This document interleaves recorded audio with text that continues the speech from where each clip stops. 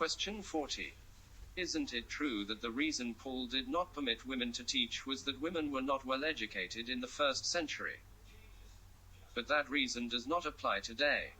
In fact, since women are as well educated as men today, shouldn't we allow both women and men to be pastors?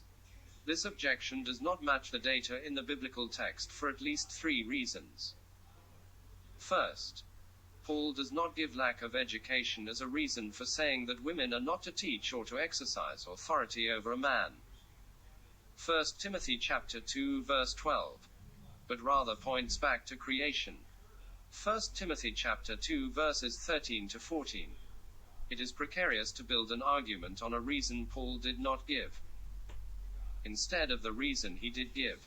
Second, formal training in Scripture was not required for leadership in the New Testament church.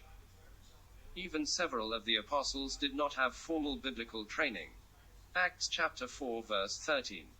While the skills of basic literacy, and therefore the ability to read and study Scripture, were available to men and women alike. Note: Acts chapter 18 verse 26. Romans chapter 16 verse 1. 1 Timothy chapter 2 verse 11. And Titus chapter 2 verses 3 to 4. The papyri show widespread literacy among Greek-speaking women in Egypt and in Roman society. Many women were educated and witty. Third, if any woman in the New Testament church was well educated, it would have been Priscilla. Yet Paul was writing 1 Timothy to Ephesus. 1 Timothy chapter 1 verse 3. The home church of Priscilla and Aquila. Beginning in AD 50. Paul had stayed at the home of Priscilla and Aquila in Corinth for 18 months. Acts chapter 18 verses 2 and 11. Then they had gone with Paul to Ephesus in AD 51. Acts chapter 18 verses 18 to 19 and 21. Even by that time, Priscilla knew Scripture well enough to help instruct Apollos. Acts chapter 18 verse 26. Then she had probably learned from Paul himself for another 3 years while he stayed at Ephesus teaching the whole counsel of God. Acts chapter 20 verse 27. And no doubt many other women in Ephesus followed her example and also learned from Paul.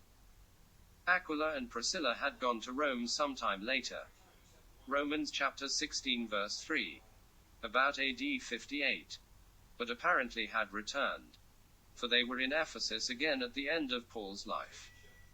2 Timothy chapter 4 verse 19. About AD 67.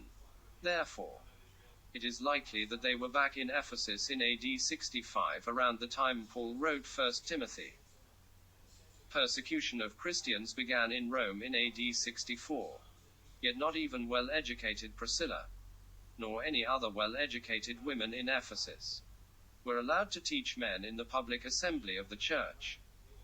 Writing to Ephesus, Paul said, I do not permit a woman to teach or to exercise authority over a man.